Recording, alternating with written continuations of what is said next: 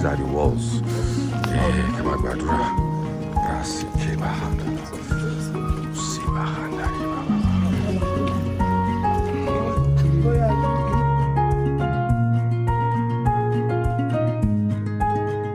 Up until 150 years ago, when you said Jerusalem, you were talking only about what's inside this wall. There was nothing outside except for the cemeteries. Okay, no buildings, not your hotel, not the areas around the hotel, not only inside the wall. Nobody called it the old city 150 years ago. They called it the city. Only from 150 years ago and on, people started to build neighborhoods outside and around the old city. And then it became the old city. Okay, but until 150 years ago, this is Jerusalem, inside the walls. And there's nothing out here except for the cemeteries. And by the way, this is Mount of Olives. You see the big cemetery? We stood on the top of it and you were freezing last night. Now, when you see a wall, and I say it's a 500 years old wall, never think it's very old. In Jerusalem terms, it's brand new. The city is 5,000 years old. Oh, wow. And it's important to us at least 3,000 years. So what is 500? Nothing. And you can see that when they built the wall here 500 years ago, they were already building it above wall, another wall that was here before that time, going back 900 years. And it goes further. Okay? Okay. Cemetery.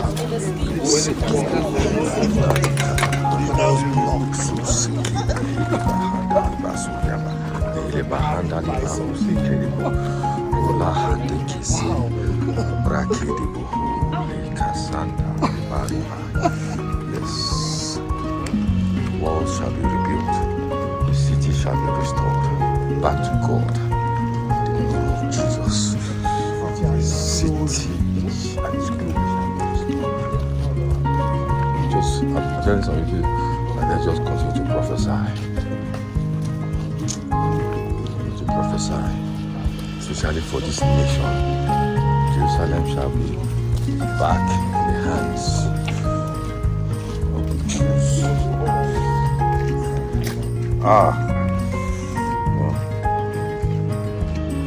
And the Bible says that they have desecrated my city.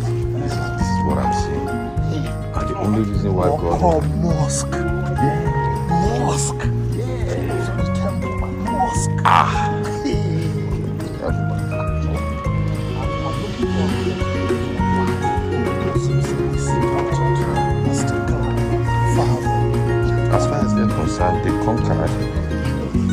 70 AD. Jesus said that Jerusalem will become ruins, but it will be built. So in 70 AD, it happened.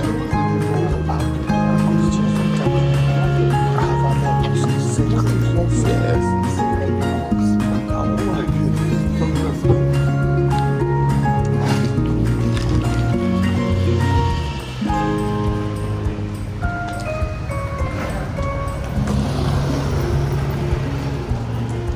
You can go in from. This is also the one we are going to use. A little bit further over there, inside the Muslim cemetery, there's another gate, but you cannot use it. It's sealed. You also saw it when we were on the top of the mountain. I pointed it out. The two. That gate is the famous Eastern Gate. It also is known as the Beautiful Gate or the Mercy Gate or the Golden Gate. It has many different names. Exactly who sealed it, we're not sure, but we know who will open it. According to the tradition. It will be the Messiah. When he will come, and remember for the Jews they're still waiting, when he will come, he will be the one that will open the Eastern Gate. Why the Eastern Gate over there is so important, we're not sure. It's a very old tradition. We assume, because it was the only gate in the whole wall of the city that went straight to the temple. And not just to the city and then to the temple. People could go from there straight to the temple. By the way, when Jesus walks from Mount of Olives down the Palm Sunday road, he goes to the temple. And he entered the temple from the east, which means from the gate that used to be there in his time. Okay? But we're going to put that aside for now. Now we're going to use this gate. It's the only one we can. And this one is called the Lion's Gate. Any idea why it's called the Lion's Gate? Lion of the tribe of Judah. No. Try again. Why? Because you see the two pairs of leopards here. People thought they're lions, but they're actually leopards. It was built, this part, about 900 years ago by a sultan called Baybars. And it was a main entrance since, the only one from the east. It's important to modern history because in 1967, when the Jewish forces finally conquered the old city, the Wedding Wall, the Temple Mount, the holiest places for them, they actually did it from this gate. The soldiers entered the old city from this gate.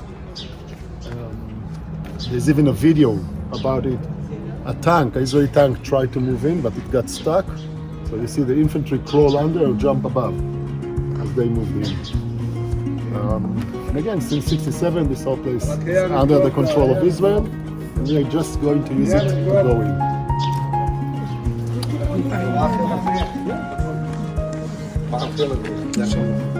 You want Via Dolorosa?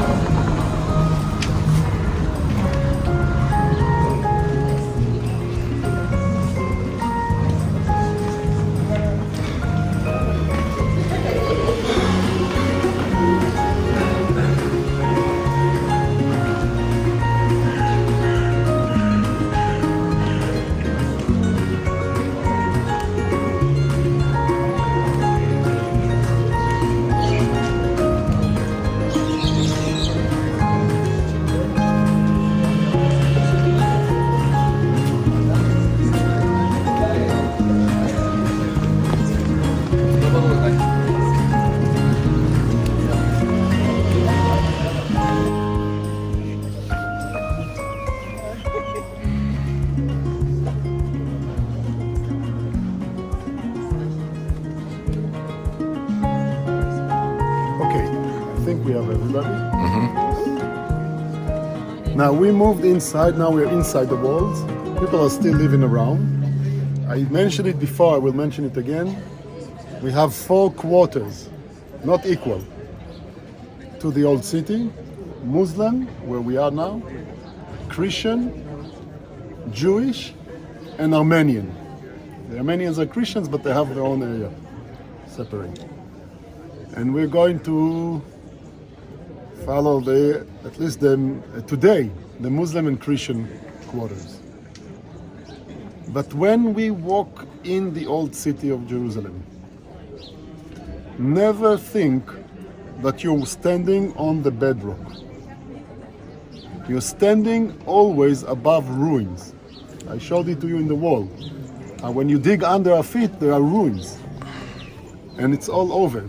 Because the ancient Jerusalem, the biblical Jerusalem, is in ruins and it was covered by newer layers of cities. Okay? We know that almost everywhere where you will go in the old city, if you can dig, you will find ruins. Almost everywhere. Now, archaeologists were very happy because this area was in the hands of the Catholic Church, in the heart of the Muslims' quarter, with a good reason. They have a nice church here, and eventually the archaeologists could dig. And they could dig, they dug around here, and they found something very impressive. If you come to the edge here,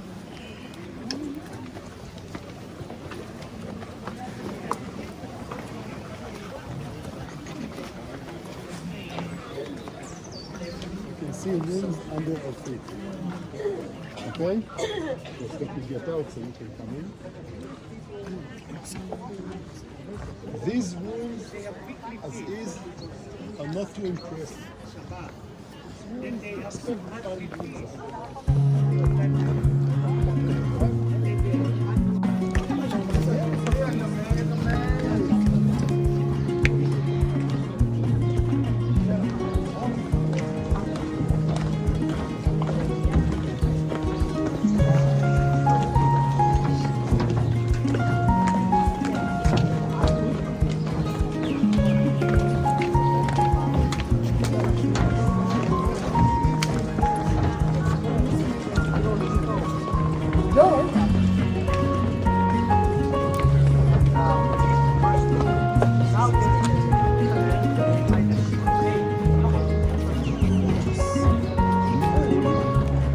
How far down they dig here? What's the difference? What's going on here?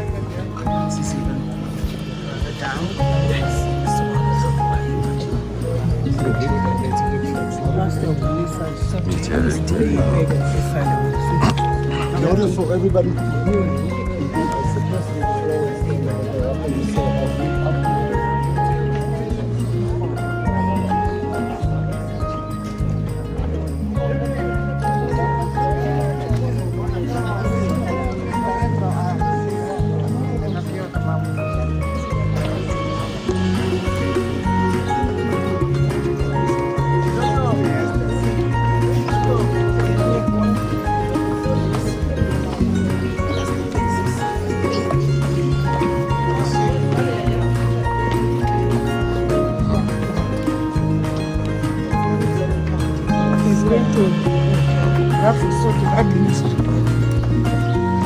Just be giving me space to be able to do it. But people were blocking. I mean, I can't block him here. I didn't get. Amen. Blocking in terms of. Yes, sir.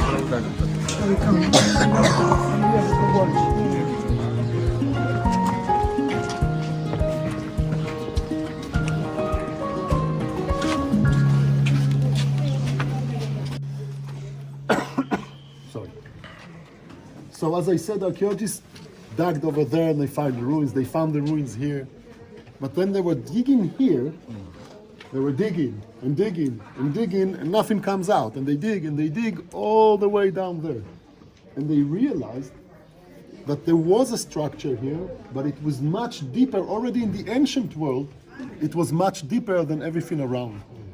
And then they looked around and they realized that except for this deep area over here, there's another deep area behind this wall. And these two deep areas were forming two pools that were already pools in the ancient time. Nobody built on the pools. It was always an open space. Even today, most of the pool is still under the ground, and it's used as a parking lot. Now, archaeologists did the math. We found two pools separated by a wall that we're standing on, and it was right next to a gate, right? We came from the Lion's Gate. There was obviously a gate there also in the ancient world. And when they realized this is it, they went to the Bible. John chapter 5. Remember John 5? The man I'll by the refresh your pool. memory. Bethesda. After this, there was a feast of the Jews, and Jesus went up to Jerusalem. Now there's in Jerusalem by the sheep gate a pool, in Aramaic called Bethesda, which means pool of, which means you have no idea. I told you, speak the language of the Hebrew man, or at least Aramaic. Then you will know it's not Bethesda, it's Bethesda, two words, which I translate, and I think I'm not so bad, to the house of grace. I like that. House of grace. House of grace. But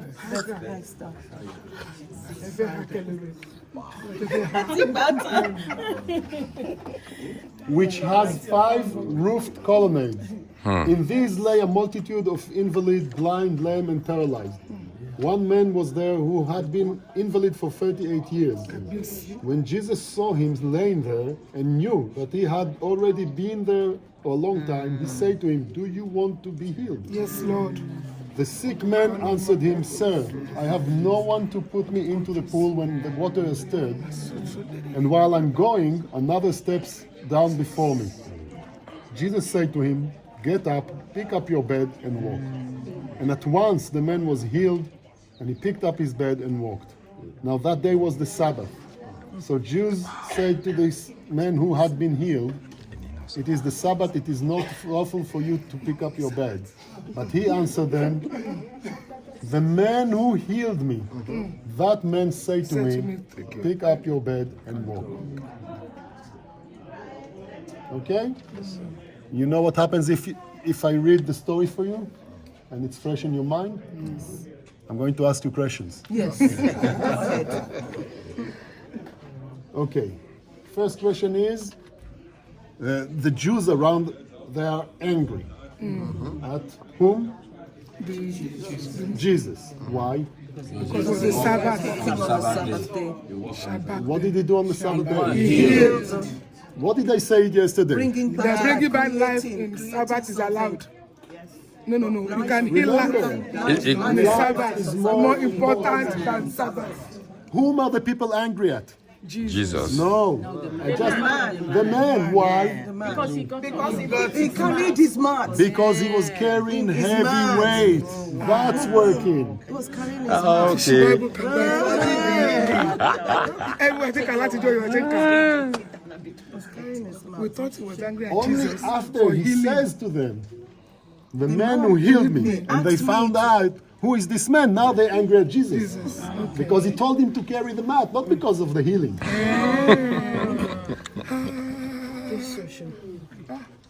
But I will ask you this question. Jesus is a very good Jew. Yes. He knows the rules. He knows it's illegal to carry the mat on Shabbat. He knows it's Shabbat. Then why does he do it? This man is suffering for 38 years. Finally, he's healed just to suffer again the anger of the people. Why Jesus is doing that? You tell us. You know my answer. The short answer or the long What is answer? my shorter answer? I don't know. I don't know. Elizabeth. I'll start with Elizabeth. Oh no. Let's ask the Holy Spirit. The longer answer Young is guys. an idea. Again, I really don't know. Yeah. When Jesus comes here, There's an answer here. what? I said Jesus was making the demons not to work on Sabbath. Jesus from the beginning. No, that's not Jesus. What does it do with carrying the bed? Maybe it's true, but what does it do with by carrying the bed? Carrying the bed is a person carrying the bed, not demons. Not on Shabbat. Not on Shabbat. On Shabbat. You are not supposed to do anything. Not on Shabbat. No, not on Shabbat. Tell us your idea. Tell us your idea. Jesus is trying to.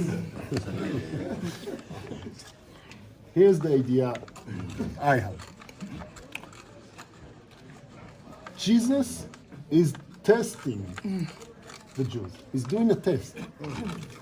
You have to understand. Yesterday I talked about the laws that you have to follow. And I explained how the rabbis built walls around the laws to make them even more protected. And now, already in Jesus' time, we have a phenomena that is still going on even today.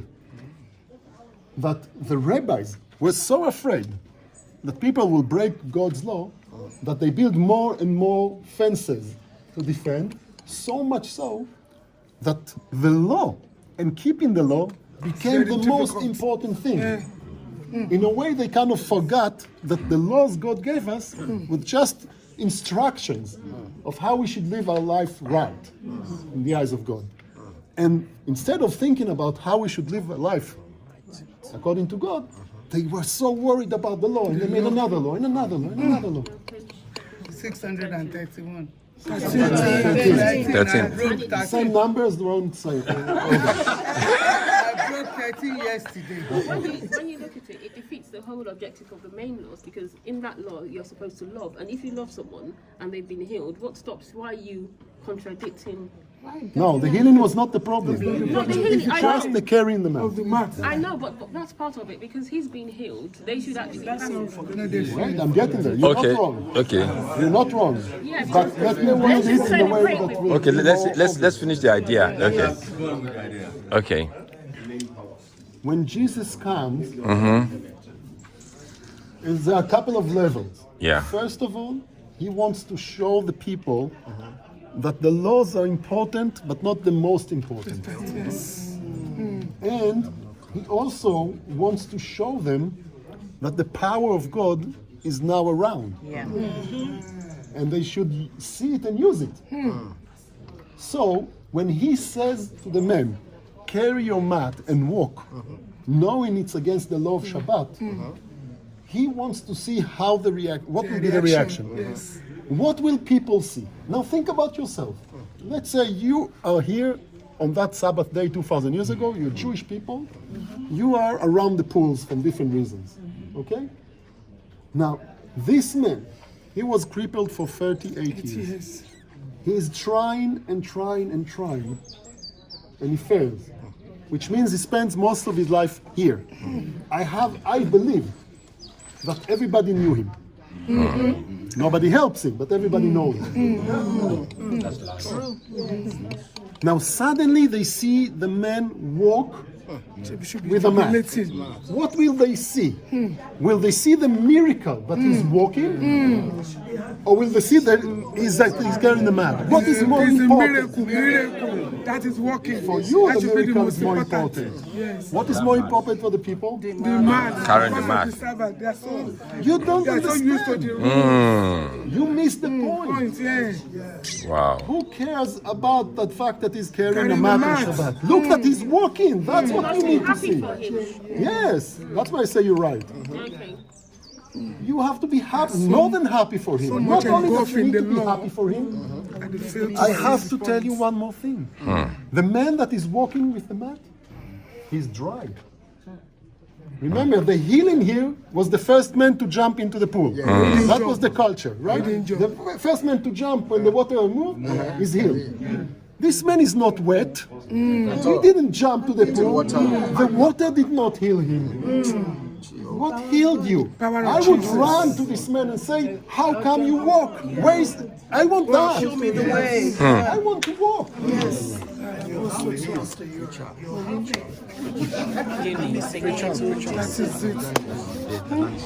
Wonderful. But they were so much into the law, that they missed the point. They didn't see the healing. So they couldn't look for the source of healing. Because they didn't see the healing. They didn't care. And that's, I guess, why Jesus is doing that. To see if they will figure it out. But they failed the test. They failed the test. They came in failure. And one more thing. Why this man? There are multitude of people around these pools. Blind, lame. Why this particular He's one? been there for a long time. Yes, but we don't know about the others. It's favor. Favor. It's his faith, first of all. Grace. You know my short answer, right? You don't know. Well, give us the idea. Give us the idea.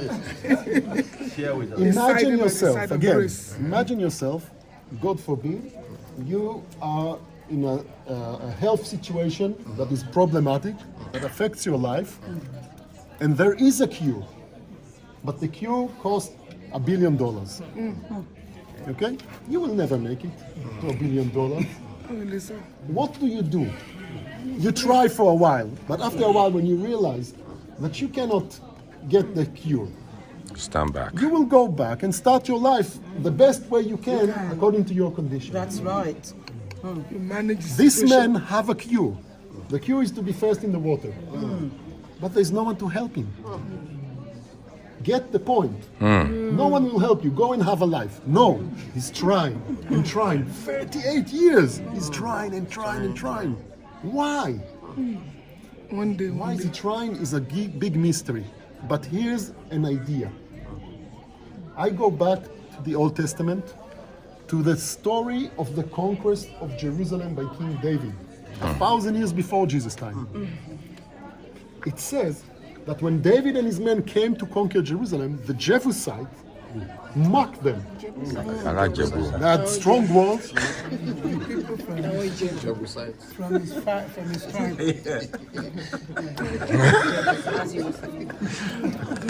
The Jebusites mock David and his men, and they say, even a blind and lame can wear you off. You will never take the city. And the Bible says that when David took the city, he's cursing the people, and he says, the blind and lame will never enter the house. That's David's curse on the day that he conquers Jerusalem. Now, we're not sure what he means by the house. There's no house in his time that we can refer to. But maybe what the tradition was is that he refers to the temple that will be rebuilt after his time. And if the curse stands for the temple, then blind and lame cannot enter the building, cannot enter the temple. Now, if I am a Jew 2,000 years ago, and I really, really, really love God, and I want to show God my love, how can I do that? I have to go to the temple. Miller, Shefache. This is nearly my half brother. Nearly. Nearly.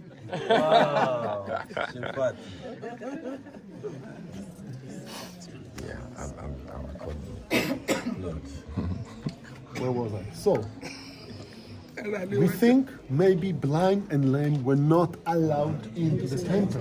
I want to show God I love him. Today, no problem. Right here, in the church, in the bus. 2,000 years ago, only in the temple. But what if I cannot show him my love? I think the man here is trying to get healed not because he wants to walk and be better, because he wants to go to the temple. He wants to show God his love.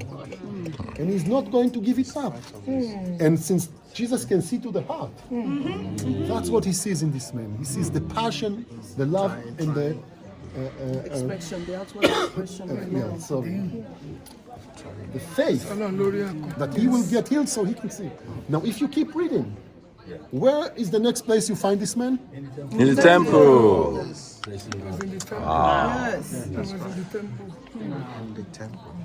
So maybe that's what Jesus saw in him, the faith. And they wish, they will, they want, to worship God. The mindset. The mindset. And if you think about it all through the Bible, what kind of people Jesus is healing? Mainly the blind and the lame. Yeah. Yes, not only, but mainly. Mainly the blind and the lame. lame. He also brings back to life people. But most of the healing, blind and lame. And also here.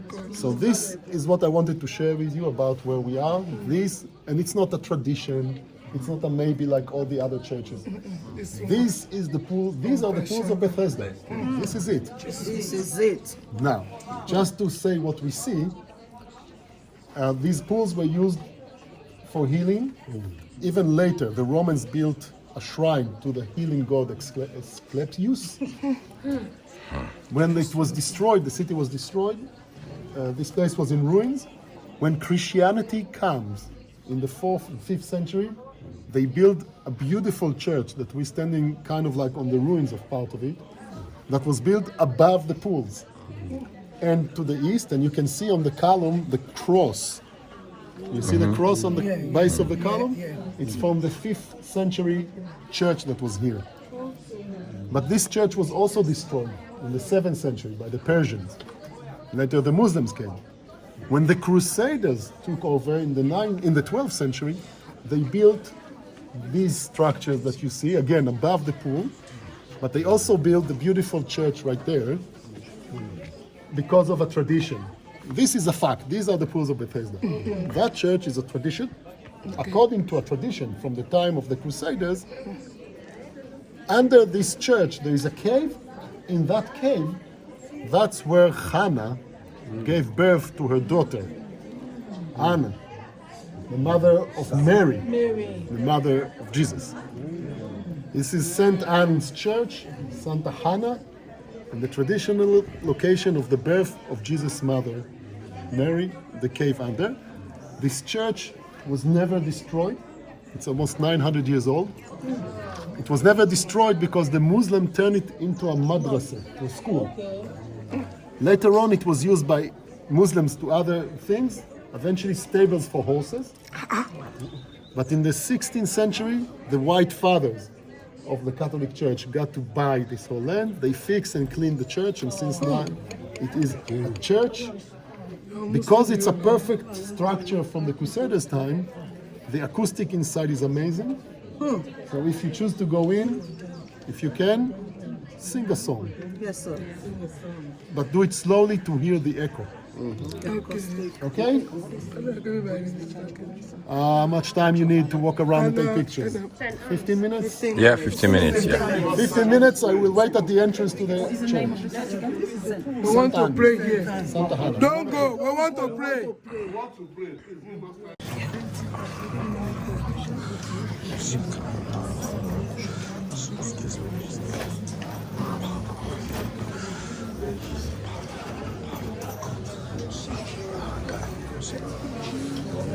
No matter how many years we'll be going through.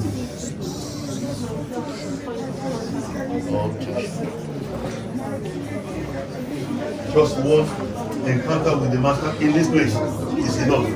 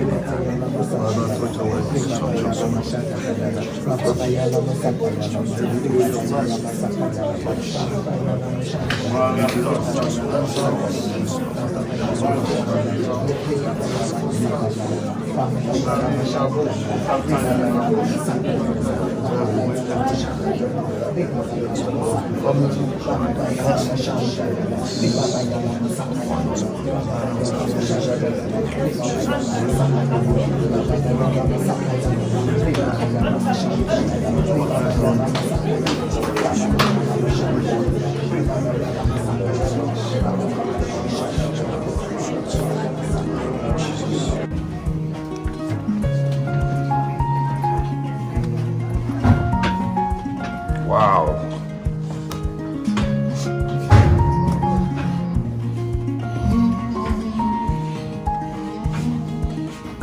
Omi wa nbi. There's water here. Yes, no problem. See the other side, the other pool.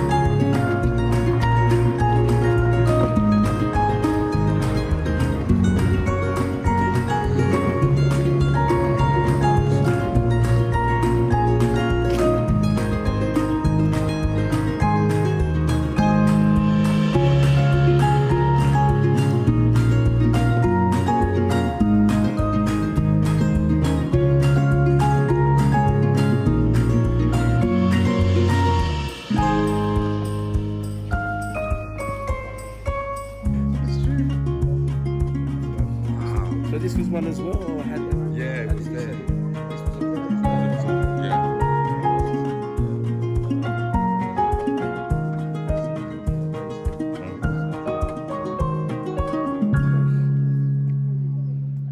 Amazing. These are just not stories, it's real. It actually happened.